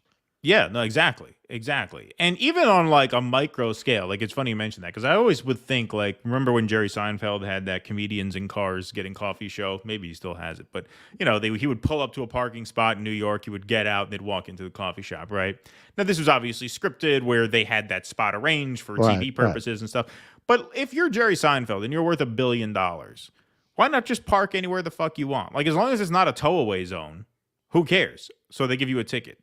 Big fucking deal. Like, why would you not park in the alternate side? Right? Alternate side, no parking here 9 to 10:30 on a Wednesday. If you need a spot on a Wednesday and that's convenient, just park there. They won't tow you for an alternate side violation. So what? They give you a ticket for $85. Who cares? You're worth $1 billion. Like, you have way more freedom in that scenario than someone for whom $85 is like, oh, God damn it. Right? Why don't rich people just park anywhere they want? I don't know how they enforce parking laws in Manhattan anymore, because to live in Manhattan and to own a car in Manhattan, you have to be so fucking rich to the point where, what, $100 parking ticket is a problem? Well, this is what the people with the diplomatic plates always do. Yeah, well, yeah. They just park wherever they want. Yeah, well, there was Giuliani, when he was mayor, tried to collect on that. Somebody made a call and said, "Yeah, you're the fucking mayor of New York. You're not creating an international incident over scofflaws." Yeah, right, exactly. Yeah, yep. I know those diplomatic plates. So you see them all over the place on the east side near the UN. Sure, because the UN is here. Yeah. Yep. Alrighty. We got a couple more segments to do. Moving along nicely. Today, Russell, this is one that you found. This is a good one, so why don't you take this one away? Okay, so this is the anatomy of propaganda. This Gaza war, because you do have more dissenters in the newsroom around this than you usually do, a lot of stuff about how the sausage of the media is made is leaking out to an unusual degree. So The Intercept did this piece. Leaked New York Times Gaza memo tells journalists to avoid words genocide, ethnic cleansing, and occupied territory. But Chief, all I'm going to have left is and, or, and that. Yeah, exactly. Hey, look at that byline there. Go back for a second, That's please. Ryan Grimm and Jeremy Scahill. Jeremy Scahill. Ryan Grimm on a roll today. Ryan Grimm getting 2 shout-outs on the Due Dissidents podcast today. How about that? I noticed that. Attaboy, Ryan Grimm on a roll. Well, now we buttered him up. Maybe we'll get him on next week. And yeah, and I still somehow doubt that. We have to butter him up a lot more. We've got a lot of making up to do. Yeah. The New York Times instructed journalists covering Israel's war on the Gaza Strip to restrict the use of the terms genocide and ethnic cleansing and to avoid using the phrase occupied territory when describing Palestinian land, according to a copy of an internal memo obtained by The Intercept. The memo also instructs reporters not to use the word Palestine, except in very rare cases, and to steer clear of the term refugee camps to describe areas of Gaza historically settled by displaced Palestinians expelled from other parts of Palestine during previous Israeli-Arab wars. The areas are recognized by the United Nations as refugee camps and house hundreds of thousands of registered refugees. All right, I'm just going to mention here because we're not going to read the whole article, but later on in the article, it is worth checking out in its entirety. They get into the details of this. So what does the Times want instead? The Times wants them described as neighborhoods instead, these refugee camps, even though they are recognized by the United Nations as such. So that's what's really so damning about this, because you're talking about going against the view of what these areas constitute that is the standard view in our international institutions. So at that point, you have no fig leaf over the fact that you're spreading misinformation when you define it as a neighborhood rather than a refugee camp. Could you call it a isn't that the kind of instead of a misinformation refugee we're all camp? supposed to be? Yeah. What's that? Could you call it a shtetl instead of a refugee camp? Is that Can you call it doable? a ghetto? Yeah, right, exactly. Yeah. Ghetto? Yeah. The memo, written by Times Standard editor Susan Wessling, international editor Philip Pan, and their deputies, offers guidance about some terms and other issues we have grappled with since the start of the conflict in October. While the document is presented as an outline for maintaining objective journalistic principles in reporting on the Gaza war, several Times staffers told The Intercept that some of its contents show evidence of the paper's deference to Israeli narratives. Quote, I think it's the kind of thing that looks professional and logical if you have no knowledge of the historical context of the Palestinian-Israeli conflict, said a Times newsroom source who requested anonymity for fear of reprisal of the Gaza memo. Quote, but if you do know, it will be clear how apologetic it is to Israel. And to interject, that's what they rely on. They rely on their readers getting their information from the Times so that they won't know better, so that they won't know the historical context. This is why so many people are so ignorant of the nature of this conflict. Yes. This is why, until relatively recently, this conflict had the majority of American support, because they have not been told that these are not neighborhoods, that these are actually refugee camps. Right. They have not been told that the people living in them are mostly descendants of people who were driven off their land in 1948 in the Nakba. They don't know any of this. Exactly. And it is because of outlets like the Times that they don't. Yeah, that's a good point. I didn't even think of that. Like, yeah, obviously on its face, this distorts your understanding of the current conflict. But, you know, now this was obviously a top-down directive from a memo, which is like, hey, there's violence going on. We need to control the narrative, so don't use these words. Use these words. That same directive may have not been in place top down over the past 20 years, but certainly those choices inform people's understanding of this going into a period of escalated violence like this. And that's how you get a situation where people kind of vaguely understand that the Palestinians are being abused, but not really. And that's why. Yeah. Right. Yeah. They don't understand the nature of the conflict because they've been misinformed by the newspaper of record and many other establishment media. Right. To think it's that was Elon Pape, right, who said the greatest feat of propaganda Israel ever accomplished is convincing people this is complicated. It's complicated, right. First distributed to Times journalists in November, the guidance, which collected and expanded on past style directives about the Israeli-Palestinian conflict, so yeah, they already had these kinds of things in place, has been regularly updated over the ensuing months. It presents an internal window into the thinking of Times international editors as they have faced upheaval within the newsroom surrounding the paper's Gaza war coverage. Issuing guidance like this to ensure accuracy, consistency, and nuance in how we cover the news is standard practice, said Charlie Statlander, a Times spokesperson. Sounds like he's from the rough side of the tracks, huh? Across all our reporting, including complex events like this, we take care to ensure our language choices are sensitive, current, and clear to our audiences, unquote. Such bullshit. I mean, so what gaslighting? Nothing to see here. Yeah. Nothing to see here. Yeah. Issues over style guidance have been among a bevy of internal rifts at the Times over its Gaza coverage. In January, The Intercept reported on disputes in the Times newsroom over issues with an investigative story on systematic sexual violence on October 7th. The leak gave rise to a highly unusual internal probe. The company faced harsh criticism for allegedly targeting Times workers of Middle East and North African descent, which Times brass denied.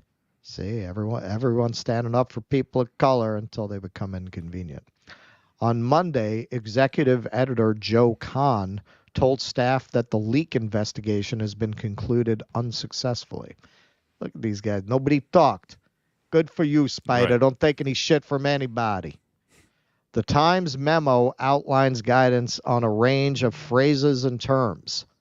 Quote, the nature of the conflict has led to inflammatory language and incendiary accusations on all sides. We should be very cautious about using such language, even in quotations. Our goal is to provide clear, accurate information. I'm sorry.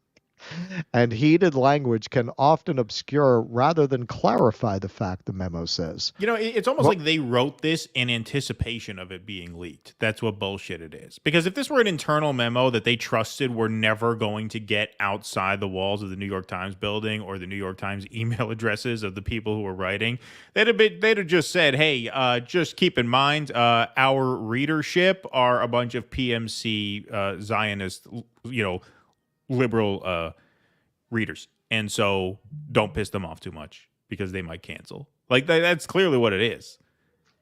Yes, yes, but I don't know if it's an anticipation of leaking. This is how they really talk. This is how they really think. Yeah, no, you're right. This is the code. This is the code. They're speaking in the code that they always speak, and they're signaling to each other that they understand the coded speech. Right. Right. And actually, you know what? I take part of that point back because yes, like their bread and butter from a financial standpoint are PMC Zionist libs, basically. But they still do have this stature as the paper of record. Right. And there is this feeling throughout the country and to some extent throughout the world that what they say goes. So they have a much broader cultural impact than simply those who pay their bills. Yes. So I take that part back. Words like slaughter, massacre, and carnage often convey more emotion than information. Now, I don't entirely disagree with this, but you'll see what the next paragraph reveals. Think hard before using them in our own voice. Like, I don't think that's a crazy thing for a newspaper to say in and of itself. Just take that sentence in isolation, that a newspaper should be careful with words like slaughter and carnage, because clearly those have connotations, right? It's going into opinion, right? Words like that. Sure. So that in and of itself is not crazy, but you'll see where this is going. Can we articulate why we are applying those words to one particular situation and not another? As always, we should focus on clarity and precision. Describe what happened rather than using a label. Okay, well that's if the Times did that, that would be wonderful. That would be wonderful. That would be like journalism or something. But they don't. Despite the memo's framing as an effort to not employ incendiary language to describe killings, quote, on all sides, in the Times reporting on the Gaza war, such language has been used repeatedly to describe attacks against Israelis by Palestinians, and almost never in the case of Israel's large-scale killing of Palestinians. Yes, because I remember I remember reading the words slaughter and massacre. Like I'm thinking, wait a minute, it's not that I haven't seen this kind of charged language in the Times. It's just I've never heard it applied to when the Palestinians get killed. No, they are very selective about it, and The Intercept, to their credit, apparently did a study on this. In January, The Intercept published an analysis of New York Times, Washington Post, and Los Angeles Times coverage of the war from October 7th through November 24th, a period mostly before the new Times guidance was issued. The Intercept analysis showed that the major newspapers reserved terms like slaughter, massacre, and horrific almost exclusively for Israeli civilians killed by Palestinians, rather than for Palestinian civilians killed in Israeli attacks. The analysis found that as of November 24th, the New York Times had described Israeli deaths as a massacre on 53 occasions, and those of Palestinians just once. The ratio for the use of slaughter was 22-1, even as the documented number of Palestinians killed climbed to around 15,000. So while the idea that you shouldn't use that language if you want to be just a neutral reporter of facts is a fine idea, one that I agree with, that's not what they actually do. They're telling them not to use it when you're talking about the crimes of Israelis against Palestinians. Right, exactly. So there's sort of two types of control that they are exercising there. The first was just misrepresenting facts outright. Don't call a refugee camp a refugee camp, call it a neighborhood. That's just lying, right? Right. And then there's a second piece of this where they're like, okay, let's use severe and charged terminology one way, but not the other way, right? They said we shouldn't use it. But they did, as you can see right there. What, 55-1, 22-1, or something like that?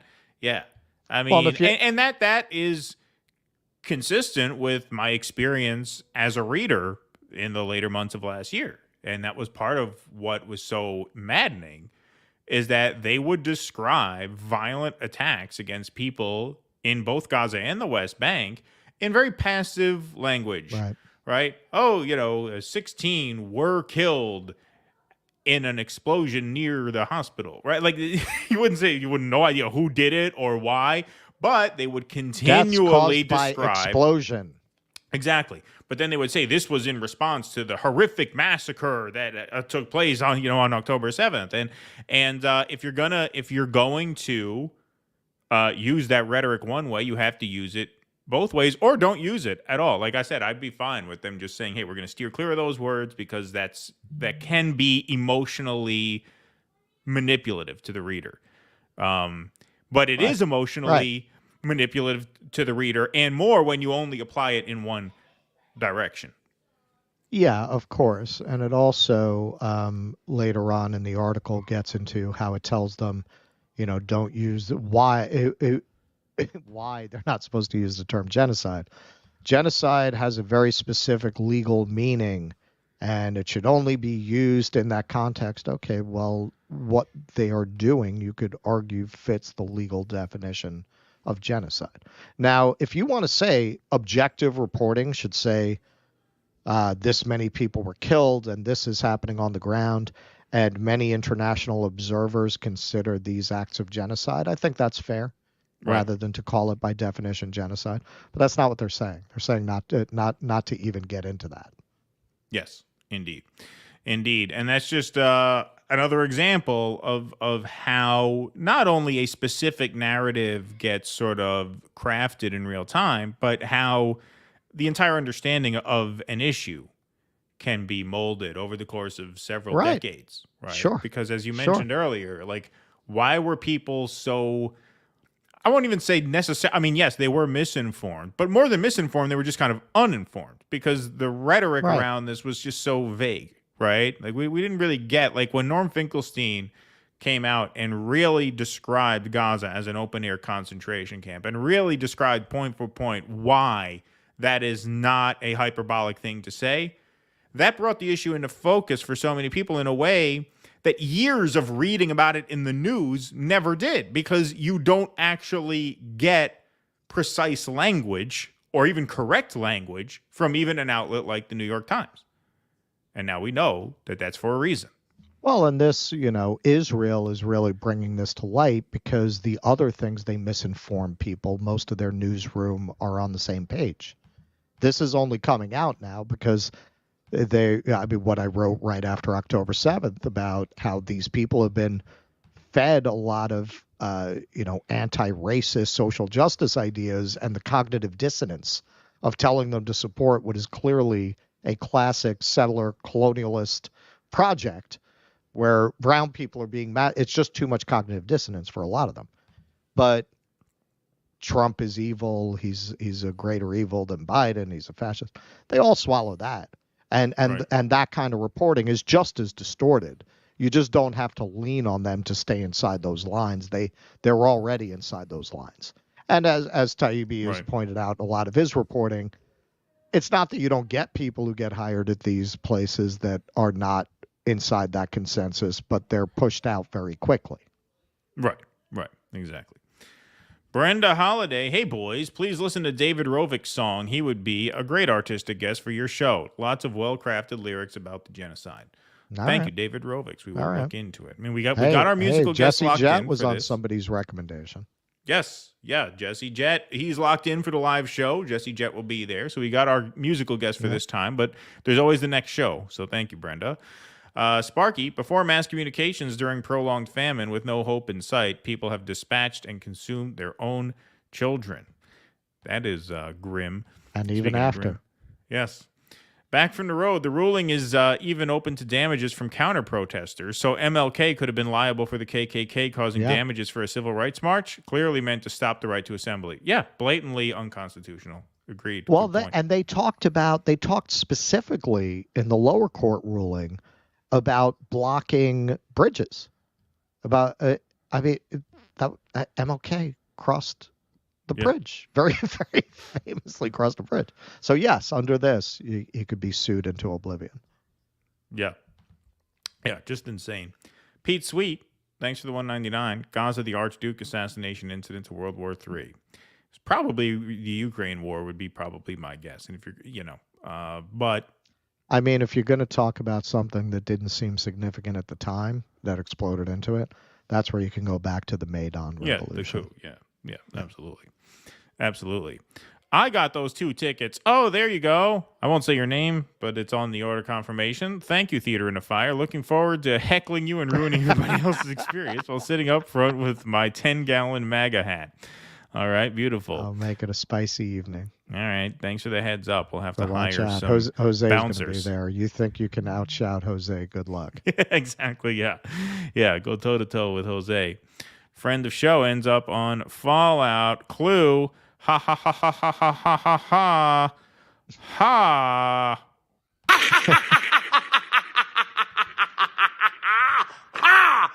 There you go. Yeah, I didn't know he still got acting up to work, episode 2 now, so which I will watch today. So I guess I'll see it. You'll see him. You got a date with Mike Rappaport.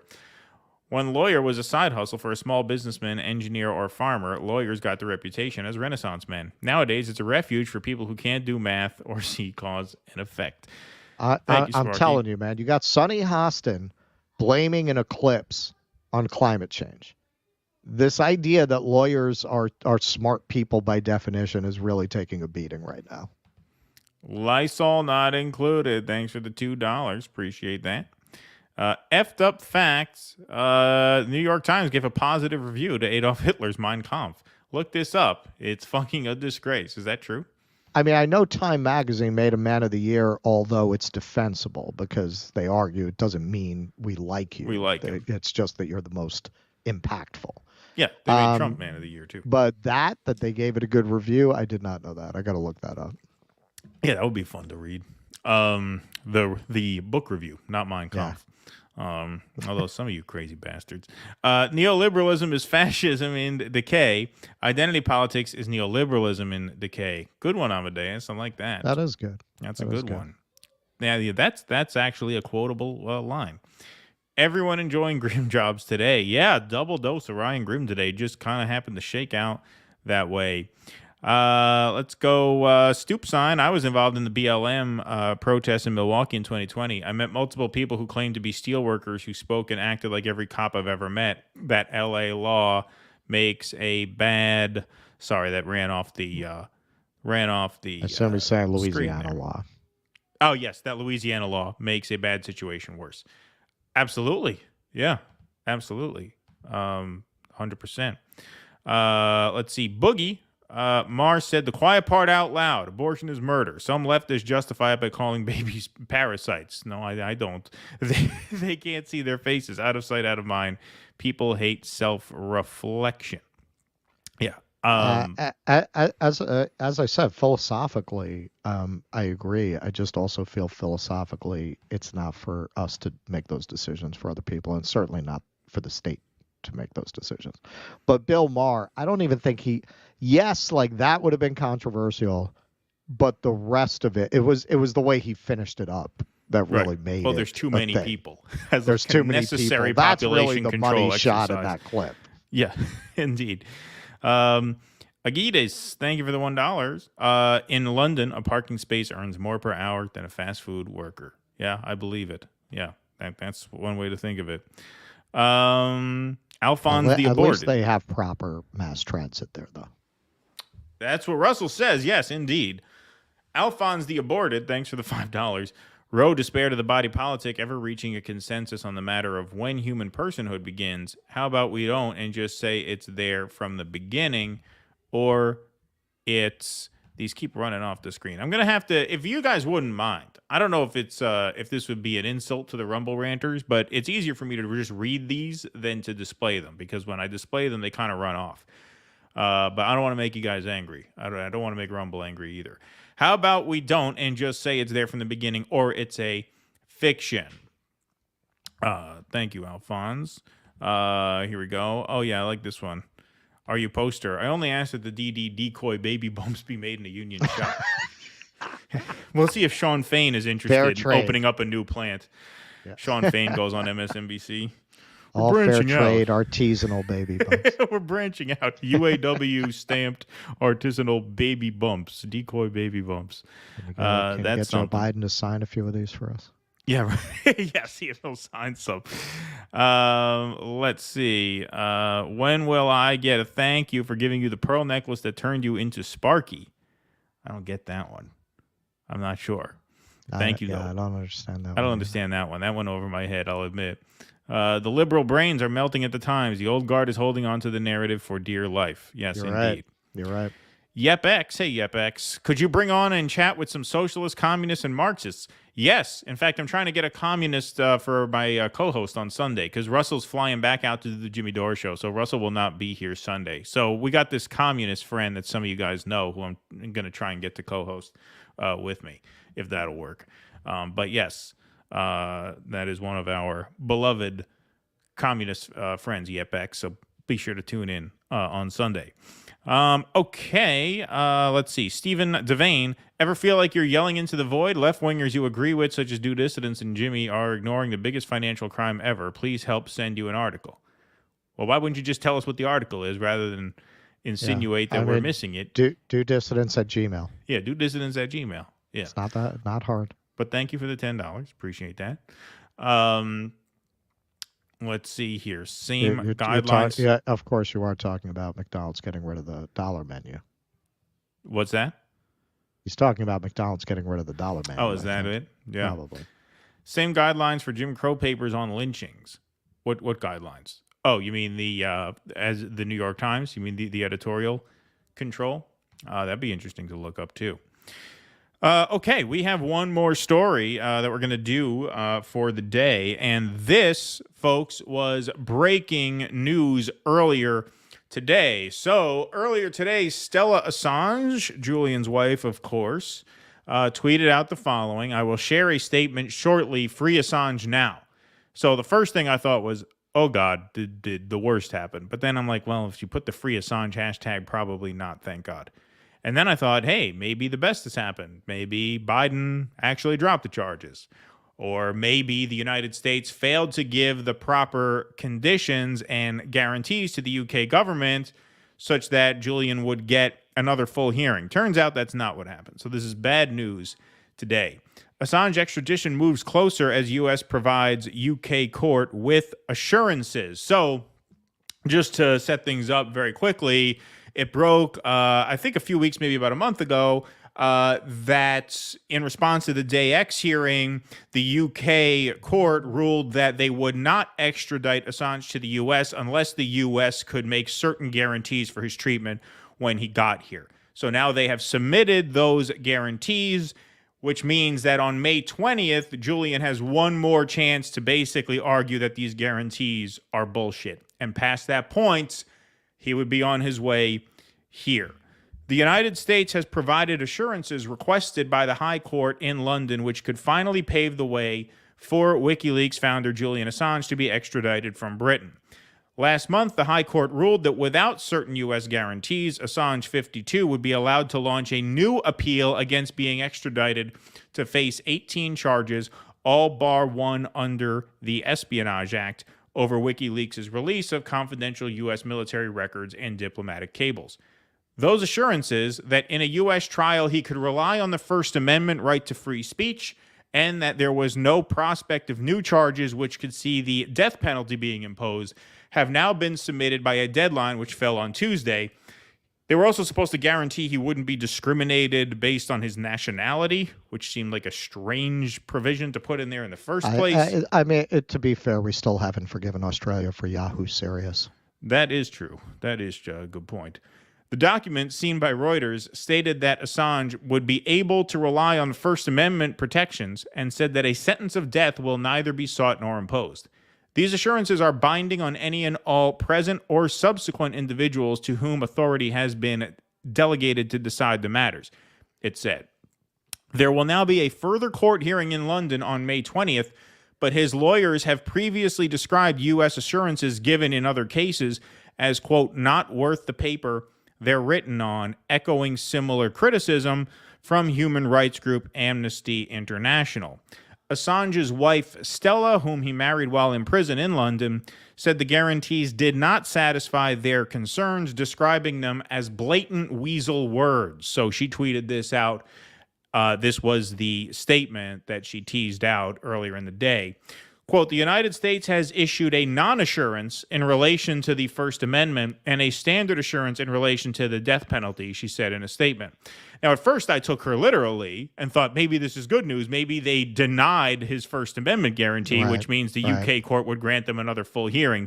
But that's not how she meant it. She meant it rightfully that it's a bullshit guarantee, and now they're going to have to argue that in court. The diplomatic note does nothing to relieve our family's extreme distress about his future. His grim expectation of spending the rest of his life in isolation in U.S. prison for publishing award-winning journalism. Last week, U.S. President Joe Biden said he was considering a request from Australia to drop the prosecution, which Assange's U.S. lawyer described as encouraging. It was not clear what influence, if any, Biden could exert on a criminal case. What do you mean? He could direct his DOJ to drop the charges. What do you mean he can't exert? I mean, that's a bullshit comment. But the Wall Street Journal has also reported that discussions are underway about a potential plea bargaining deal. So in light of this terrible news, I want to take a second look at this video. Now, many of you guys, if not most of you guys, have probably seen this already, especially since Russell, we covered this on the Jimmy Show last week. But this plays a little different now, given this news. Here's Joe Biden saying he's considering dropping the charges against Julian Assange.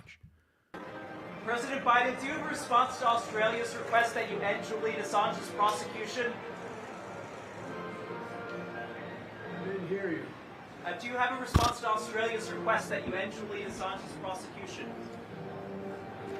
We're considering it. You're considering. Do you ever So, I suspected at the time that he's probably not considering it, that he just said that to blow that guy off, which I got to say, really a low-quality thing to do. Really a pretty dog shit example of a human being to so flippantly and dismissively answer a question of that level of importance, so much so as to give false hope to the legal team, to Julian himself perhaps, and to the family. Just say, yeah, we're considering it. Like, if you're going to be a total fucking scumbag, as everybody expected you to be, and say, no, we're not dropping the charges, you should have just said that, rather than give this bullshit answer. Yeah, whatever. Get out of here. That was a subtext of what he said. Even though on a textual level, it made headlines. Oh, they're considering a pardon. As soon as I saw that video, I'm like, no, he's just saying it to get rid of this guy. Well, sure. Something we don't even get into very much because his brains are leaking out his ears. So one tends not to impart agency to somebody who clearly is in severe cognitive decline. But the inside word on Biden was he was always a prickly asshole. Yeah. That was just a dick. That he was a very difficult person to work with. He was nasty to staff. He acted like a dick. Those speeches that he gave in the 80s and 90s, I mean, it doesn't surprise you that he was friends with segregationists. He sounds like a segregationist in those old speeches. He sounds like a fish out of water. He sounds like a guy who's talking in the 50s. It doesn't matter what the reason is. If they're going to bop your mom on the heads, just playing to every trope. Yeah. No, he's a piece of shit. And you see it come out in certain moments like that. That having been said, if there's a hopeful thing, I do agree with you that they don't want this guy to die in an election year on his watch. And they might wind up, because they are having so much trouble, particularly with younger voters and people who are nominally left who still vote Democrat. They could do it. Like, I feel like this is two different tracks. I feel like you got the Justice Department drafting what I always thought they would, because that's such a low bar to meet. Yeah, we love the First Amendment over here. What are they going to say? No, we're not going to. No, we're going to try you in a U.S. court with no. Yeah, we're going to suspend the First Amendment in your case. Right. It was such an easy bar to meet. So I think both things are probably true. I think the Justice Department, they're bureaucrats doing their job. Yeah, no, First Amendment's fine, and we're not going to seek the death penalty, which I'm sure is true. I'm sure they were never considering the death penalty for this. But then for political reasons, I think there probably is very well an actual conversation going on about a plea deal. Not a pardon, a plea deal.